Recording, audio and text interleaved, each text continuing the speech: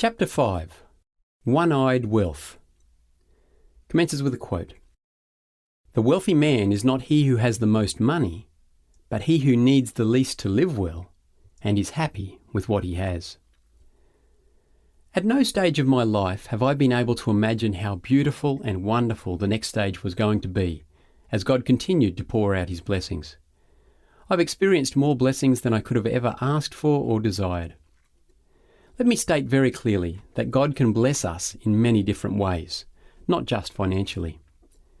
Health, family, purpose, peace, thrift, safety, talents, shelter, food, clothing, skills, friendship, employment, discernment, leadership ability, new experiences, opportunities to share his love, education, fears annihilated, the removal of unwanted desires, the list goes on. All of these can be blessings from God.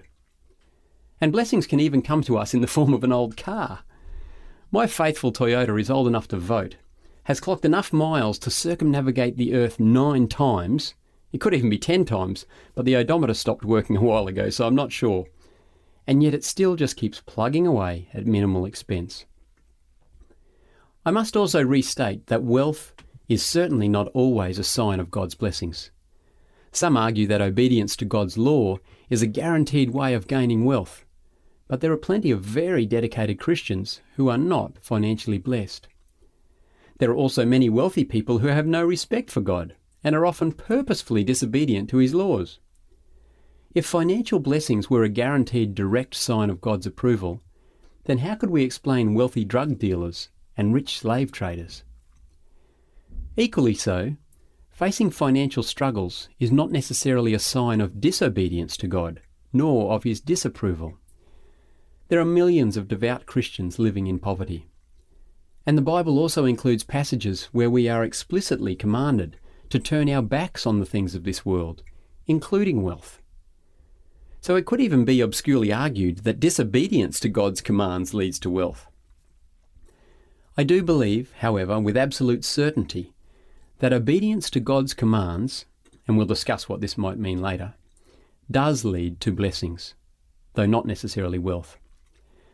And I equally believe that disobedience to God's commands leads to curses, though not necessarily poverty. There is no question that God wants to bless his people in every way he can. But not all blessings are equal in their effect on the recipient, and some are harder to handle than others.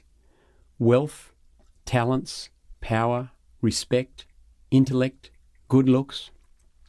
Just like a warming fire, each of these can be a huge blessing, but they can also become massively destructive curses.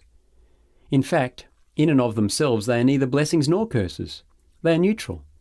It's how we respond to receiving them and how we use them that causes them to tip one way or the other. Then there are those strange, often unwanted blessings in disguise, problems, pain, and opportunities to learn from adversity. Maybe these are actually the best blessings of all. As C.S. Lewis so poignantly penned, God whispers to us in our pleasures, speaks in our conscience, but shouts in our pains. It is his megaphone to rouse a deaf world. The beautiful Beatitudes in Matthew 5 certainly also give the impression that mourning, humility, and even persecution can result in blessings, even if they are not always obvious blessings in and of themselves. This book, however, is biased. The primary type of blessing described on these pages is financial, and there are 3 main reasons for this bias. First, many Christians see the relationship between their money and their spirituality as a very private subject, something to be battled inwardly, not discussed openly. As a result, the spiritual dimensions of money, assets, and investments are rarely examined. Second, although I daily experience God's other blessings in many aspects of my life, it is the financial blessings and the myriad of challenges and temptations that accompany them that I've found to be the most difficult type of blessing to manage. And finally, the principles learned in the management of financial blessings are equally applicable to managing many other types of blessings. I should also admit a fourth reason. God has apparently been somewhat selective in the ways he has blessed me. He hasn't blessed me with the ability to sing, to dance, or to juggle 6 balls. My intellect is average at best, and I'm only good looking to people who can't resist middle-aged, balding, skinny guys. So, financial blessings it is. If your blessings are not in the form of income beyond your daily needs, or high levels of assets, try to insert your specific blessing or blessings, singing ability, artistic skill, talents, intellect, good looks, great health, sporting ability, leadership, or public speaking prowess, into the story wherever affluence, money, or wealth are mentioned. If you are not a follower of Christ, you might still glean something from the principles and practices that Jesus taught as a way of enriching and focusing your daily life. I've lived and worked in and travelled through many countries where Christianity is not the main religion. As I've socialised, employed, and networked with people of many faiths, I've come to realise that the issues I address in this book are not peculiar to followers of Jesus. Jews, Hindus, Muslims, Buddhists, and Confucians are all facing, as individuals and as entire religions, the spiritual battles that credit-fueled living brings. Ask any spiritual elderly person what the greatest threats are to faith today, and, regardless of their religion, materialism will rank highly on their list. In every nation on earth, faith is fighting finance, and it may never have faced such a foe.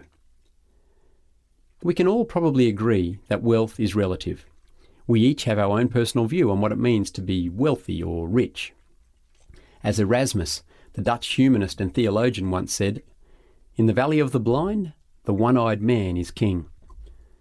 And just as a person can be cursing their total blindness in one eye, and yet still have far superior vision to other people, we can also be financially wealthy without realising it.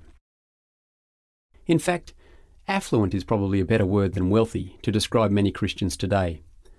Affluence is also relative. I personally define it as having more than you need to live. It's a situation where a person or family has money, property, or possessions beyond their real needs.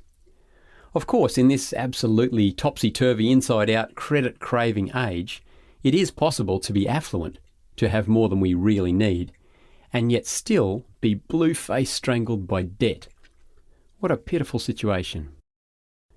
Due to the unrelenting bombardment of advertising and media, our ideas of what we need are often so incredibly out of whack with reality that we just can't see that the huge debts we incur for bigger than needed homes, newer than needed cars, flashier than needed lifestyles, and even more nutritious than needed diets are actually the cause of more stress and ill health than any other aspect of our existence. We're often blinded in both eyes to the fact that we truly are affluent because we are so overcommitted trying to keep up with what we see as society's expectations for us, and we consistently feel and often are financially strapped. We've come down with a bad case of affluenza, and most of us either don't know it or try to ignore it, hoping that next month's pay rise, an increase in the value of our home, an inheritance, or even a lotto win will cure us.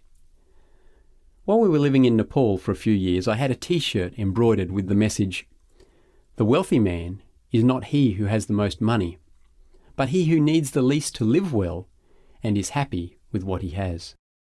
It was very heartfelt, considering that my wife, Melinda's, and my combined wages from the humanitarian agency we worked for at the time weren't even enough to enrol our 2 boys in the international primary school in Kathmandu, even if we didn't eat, shop, pay rent, drive, or have any other expenses. But we only had to look outside our door to realise that we were, in fact, very wealthy. The simple facts are that if you own a car, a refrigerator, a television, a house, or even a house mortgage, and a pantry with food in it, and you have access to nearby medical care and education, then you are amongst the wealthiest people in the world. I know you probably have all these things, and more, probably much more.